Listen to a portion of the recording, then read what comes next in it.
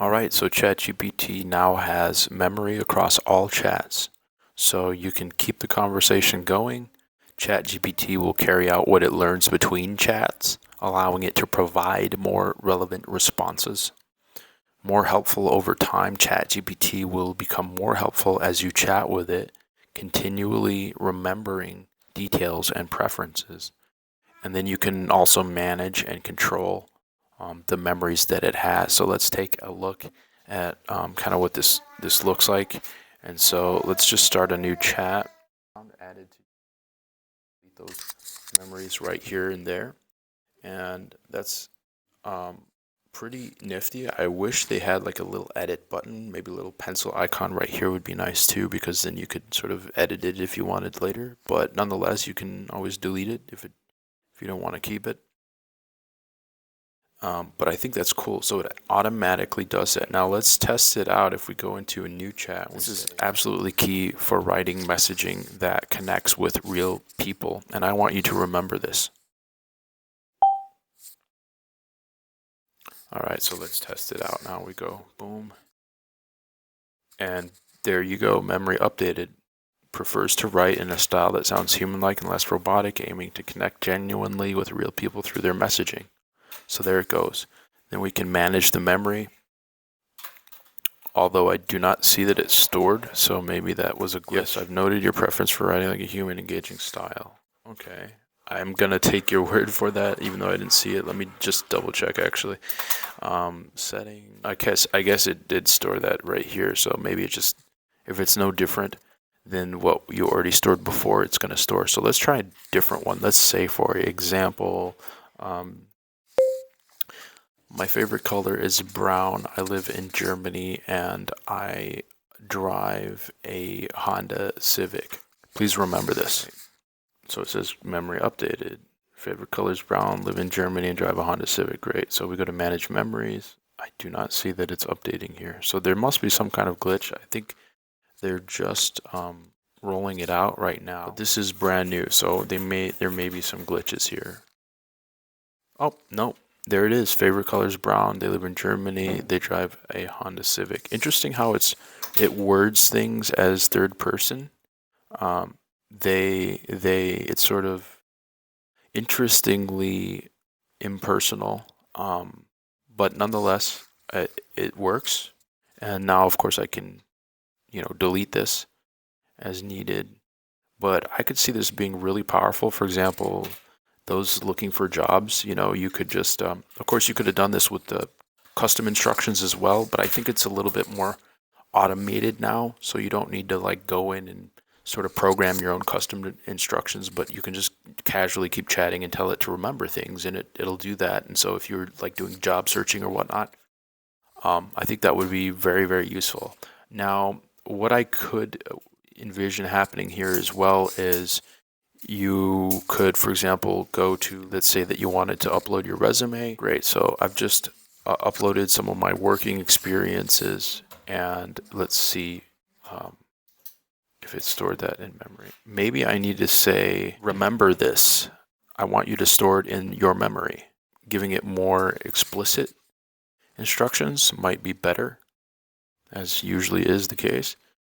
Okay, so I've stored your, okay, so maybe I need to tell it like read and list the information in this document. All right, so great. So I want to say store this in your memory to remember these work-related experiences and facts about me.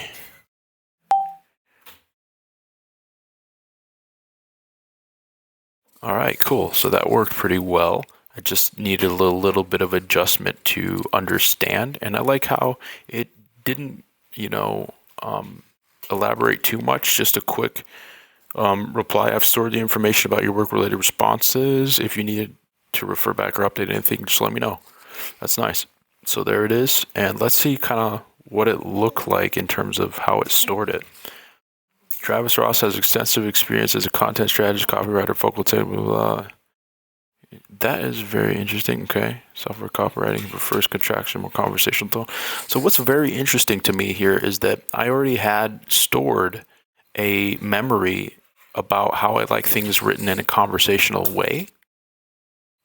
And what it did here is it took my experience, my working experience, and combined it with how I like things written. So I find that very interesting in the way that they programmed it to save memories. So ChatGPT will, if you've already, for example, saved some memories under a specific category or topic, it seems, at least at first glance, that it will store any new memories that you give it under that fit within the same category under one sort of category, and sort of modify and update this, which kind of reminds me of working with the custom instructions in the chat mode rather than in the configure yourself mode, where it just kind of automatically does things for you.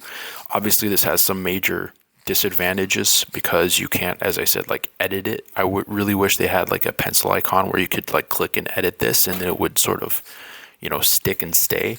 But it looks like what it's going to do is potentially keep overwriting itself, which may be problematic on one hand. On the other hand, depending on, I guess, your use case, it might be exactly what you want, because it just sort of automatically handles all this kind of memorization stuff, for you.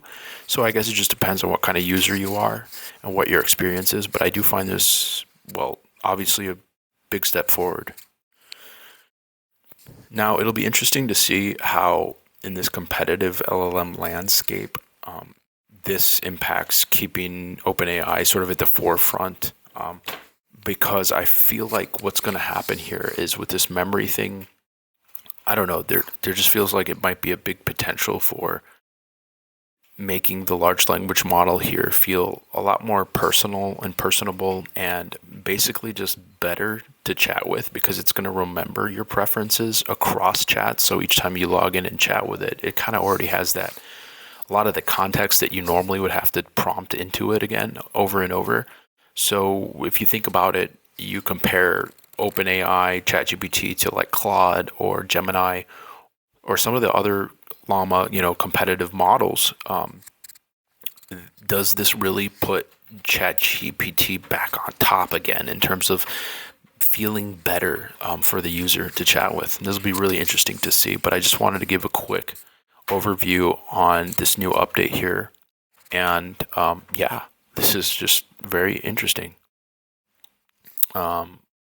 I've saved, for example, how I like my outreach messaging, and it says you prefer more conversational in your tone, contractions, make it sound more humanly relatable. So it does seem to work pretty consistently well. You just want to be a little bit careful how you prompt it, be mindful, I should say, how you prompt it. And I think it's a learning curve for both the human and the AI, but this is pretty fascinating. Hope you found it interesting, and yeah, until next time.